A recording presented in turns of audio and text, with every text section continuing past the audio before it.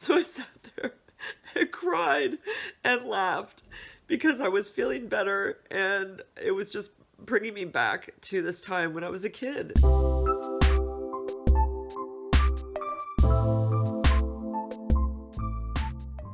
Hey everybody, welcome back to my channel. I'm doing this episode from my bed for a very good reason. I'm a bit injured at the moment.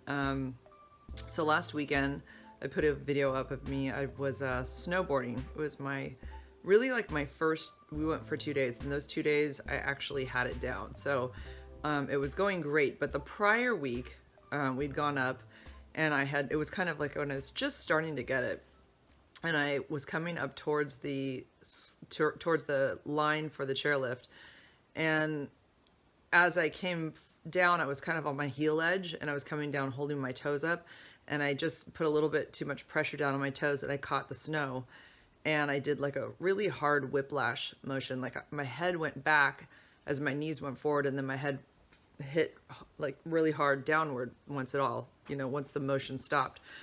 And right away, I was like, oh my God, I had this pain in my neck, like on my vertebrae, right? Like on my spine on the right side of it. And so that night was like agony, like trying to sleep. It hurt so bad.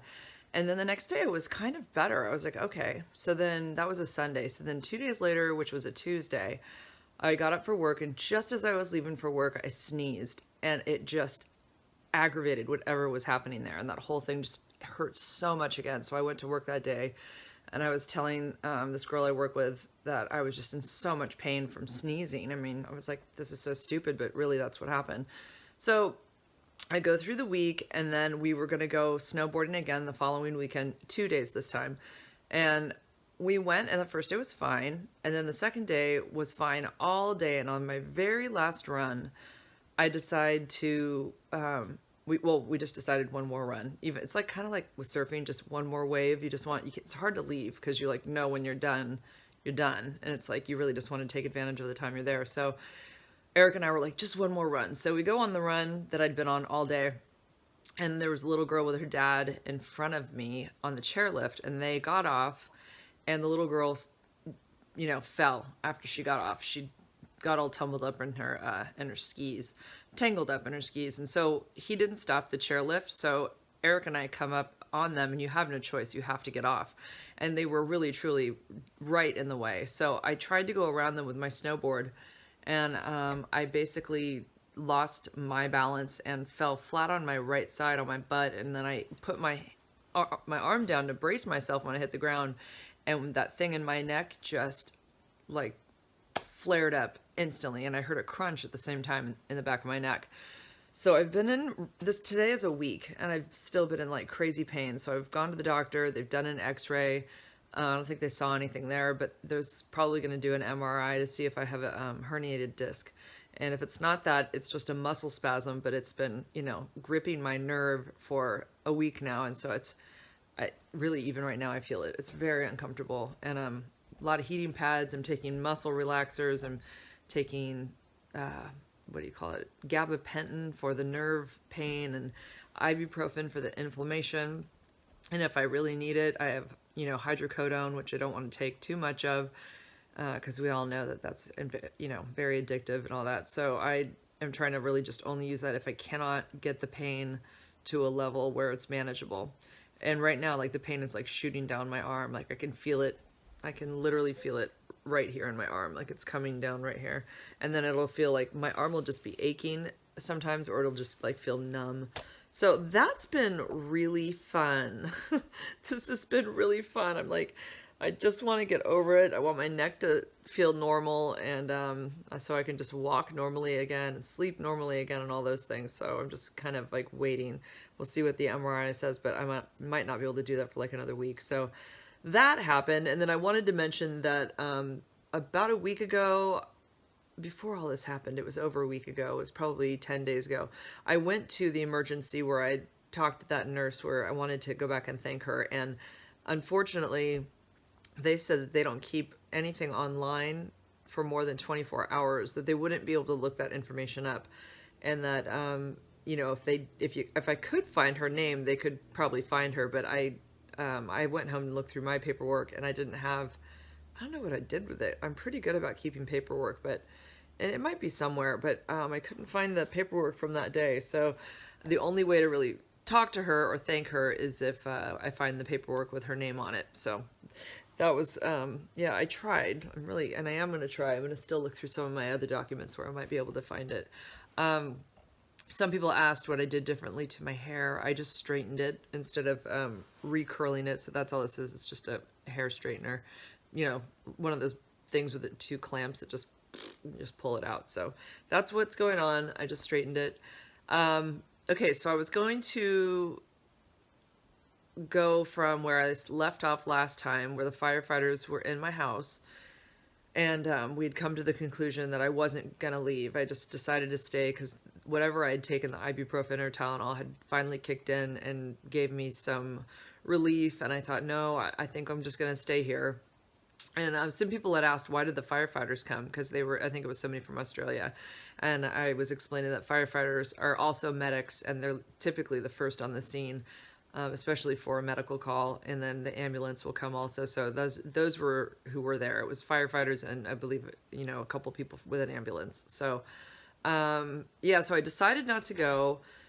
And I stayed on the couch. And so the next couple of days were like two of the hardest days I had during the whole ordeal, because I was taking this antibiotic that didn't feel like it was doing something. We kept waiting, like I couldn't wait for each dose because I was like, I don't remember how many times a day I took it, maybe 3 times a day, but it was like, I couldn't wait for the next dose because I thought, well, eventually I'm going to start feeling better, you know, as I take this, and it's going to turn everything around. But what we later found out, because you can't tell what kind of pneumonia someone has unless they go into your lungs and literally take a sample out and then test it and try to figure out what it is. So you just treat it with an antibiotic basically. And so it, you know, it was PCP pneumonia, and she had ordered the medication for it for that pneumonia, but like I said, my insurance didn't cover it, and it was going to cost like $1,200. It was really high. I remember that. It was really, really high. So we end up going through this weekend, and it was really rough. My mom was here. I forgot to mention I had a Chinese exchange student. His name was Xavier, and he, you know, he lived here with us, and he needed to get to school and back, which is about 5 miles away. And so my mom was dealing with all that. She was making sure he got to school. She was driving my kids to school. She was grocery shopping, taking care of me, really concerned that something was going to happen to me. And, you know, and the reason I didn't go to the hospital was because we all thought the medication would eventually start working and things were going to turn around, but they weren't. And I just think that it was because that medication really wasn't doing anything. It really wasn't that effective. So because the day that I finally got the medication for PCP pneumonia, which is Meprin, it's this yellow, as I've said in other videos, it looks like yellow paint, and it tasted so bad. But you know, every time I took it, it was twice a day. It was just like, I have to backtrack a little bit, but I felt the effect of it. Like after each dose, I was feeling a little bit better, like maybe 5% or, you know, 7%. There was something changing. So I know that that was the right medication. So how did I get that medication? I got that medication because I have a nurse. I had a nurse that was assigned to me through the county, who we can call on and who would come and see me. Although she never did anything like physical to me. She never took my temperature or anything like that. She just came into the house and we talked about, you know, how I was doing and what we should be expecting through my progress of getting better. So she works for the county, and she had medication from somebody who wasn't compliant, meaning they didn't want to take their medication. So we had to wait through the weekend for her to get into her office because the county office doesn't open until Monday. So we waited for her to finish work on Monday at 4 o'clock. So now it had been, you know, all the way through Friday, Saturday, Sunday, and now through a Monday, where I had been very sick on Friday and I had to go Friday, Saturday, Sunday through Monday until I got that medication from her.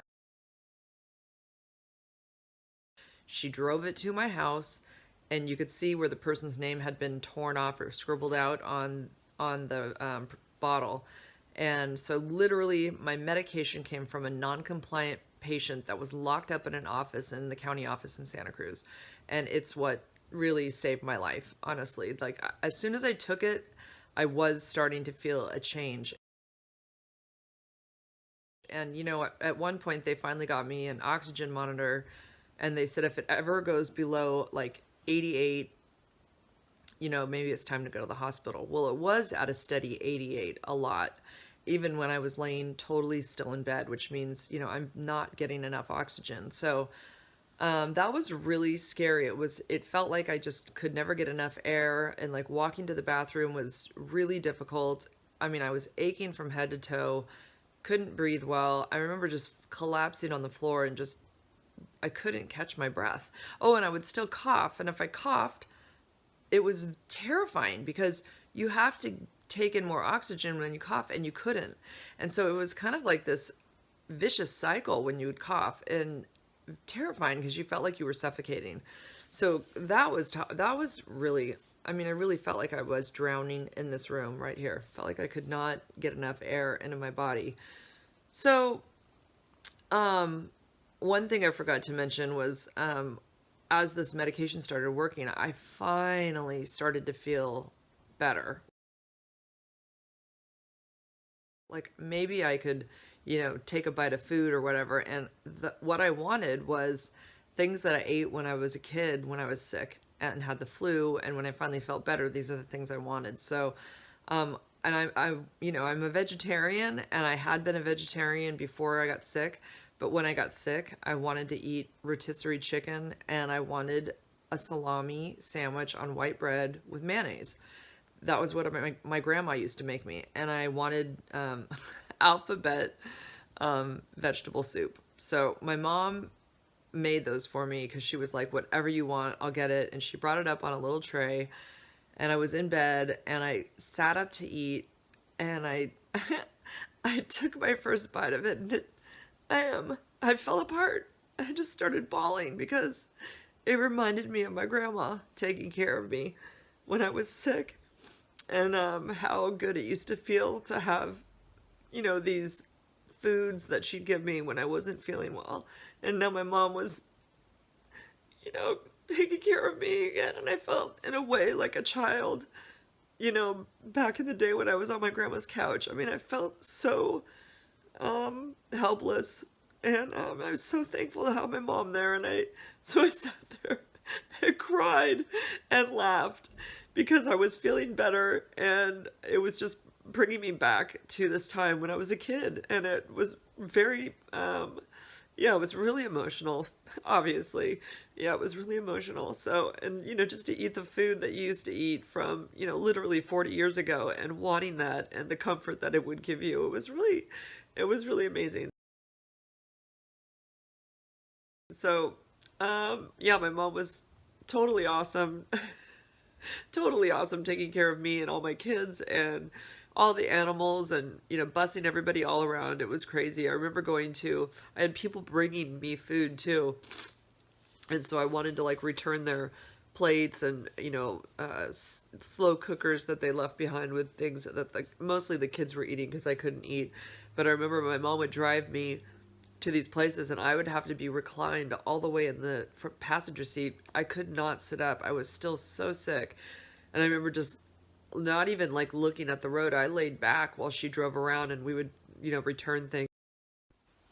Okay, my daughter just called me, and that stopped the recording. So I'm going back to where I was with what I ate. So my mom, yeah, she was taking care of a lot of stuff, and also incredibly worried about me. And I can't even imagine how hard that would be. I mean, she definitely, we all were concerned that I could possibly pass away in my sleep. And she would listen to me breathing, and she said, sometimes she would think that she wasn't hearing me breathing, and it would scare the crap out of her. And she called my dad, I think it was like on that Sunday, and my dad, he said to my mom he thought she was calling because he thought I'd passed away, and he thought that's why when she was calling him. And just the thought that it felt that close, that could have happened. And I just thought about my kids. And my God, how would they have gone on without me? And, oh my God, it's so hard to talk about sometimes. I don't want to be crying in all my videos, but it was it was really hard. I mean, it was the thought of just like looking around my room and looking at my animals, and my kids would come in and see me, and I just thought, I cannot die. I've got to be here for them. They cannot go on without me. This is just so unfair. So, some of my, excuse me, some of my strength just came from knowing I had to get better for all of them. They've been through enough with my divorce and all of that. They've just been through enough. And so this, I had to get better for them. Um, and so, like I said, I finally got the Meprin, and it was the turning point. It really was. It was the turning point for everything. And I could not wait for the next dose because I knew every dose I took was helping me get better. And like I said, it tasted terrible. I ended up having to take it for 2 months, even though I was totally better. I mean, I would say it took a good 3 weeks until I felt pretty normal after that weekend. And there's some pictures of me going out for the first time. I took them in my car. Like, I thought I looked pretty good, but like I look back at those pictures, I'm like, oh my God, I was so skinny. My face looked so pale, and I looked like old, and I just looked terrible. I mean, but I remember thinking that I looked good at the time. Um, but looking back, I definitely did not. I looked really sick still. And so, but it was amazing to finally be able to like go outside and drive my car again, and be able to be a mom again and do all the things that I normally do. And so my mom was here for almost like 2.5, I think it was like 2.5 weeks, close to 3 weeks. And she missed her husband. She wanted to go home too. Oh my God, this was like really, it was totally out of the blue. And yeah, it was a crazy time. Oh yeah, oh yeah. So I remember like telling my mom I wanted to take a shower. I'd been taking baths for the whole time, and I had like a special shell pillow that we ordered. You blow it up and stick it with the suction cups to the back of the bathtub. I had the special shell pillow from Amazon. We ordered that so I could be in the bath and like literally just lay back for as long as I needed to. And I remember finally wanting to take a shower, and I thought I was feeling pretty good, and I get in the shower, and like it didn't take very long before I realized that, oh my God, I think I'm gonna pass out. And like I was one of those moments where I had to get out. I'm dripping, soaking wet, my hair's soaking wet, and I had to just sit down, wrap a towel around myself, and like sit down. I don't even know, I might have sat on the chair with nothing on. I just remember I was like trying not to pass out. I just was so weak still, and the hot water and everything just, I'm sure people have experienced that. And I remember just being like, my mom was right. It was too soon for a shower, and I really thought I could take one, but I really wasn't good enough. I wasn't feeling well enough at that point. It was still, in your head, you want to be better, and you want to start doing everything normal again. And sometimes we do that too soon, and that's pretty much what happened then. So, um, okay, so that's it for today, and I hope you guys have a great week. And what is this week? We're gonna have a lot of rain this week where I live, and I have 2 weeks left at my sub job for this long-term PE class that I'm doing. If you follow me on Instagram, I show some of my stuff on there. It's at Von Girl, VONGIRL girl. Yeah, Von, VON. It's a little play on words. I made up that thing a long time ago, Von Girl, because when I got my last name back after my divorce, I started using that on everything. And I had no idea at the time that I would be going through all this, and I would end up using it as like my name on my Instagram and my email and everything. And I don't know, it's kind of fun. So Von Girl is I think it's Von Girl 24. Yeah, 24 is my birthday, August 24th. So I use that a lot. Um, yeah, so follow me on Instagram, and you can see more of the daily stuff that I do, because I Instagram like crazy. I'm always doing Instagram stories. They're fun, so easy. I love providing information that way through my Instagram for anything HIV related, and then I show a lot of myself and my kids, and what I'm doing, and my animals and stuff, and things like Sky down there. He's been sleeping there the whole time. Cutie pie. I can't even breathe now. Okay. Have a great week, you guys. Thank you so much for supporting my channel and for being there for me. Thank you also for telling other people about my channel. I've had a lot of people recently tell me that they spread the word about my channel, and that's really nice. I really appreciate that. So, okay, guys, I'm out of here. Oh, Finn sees something.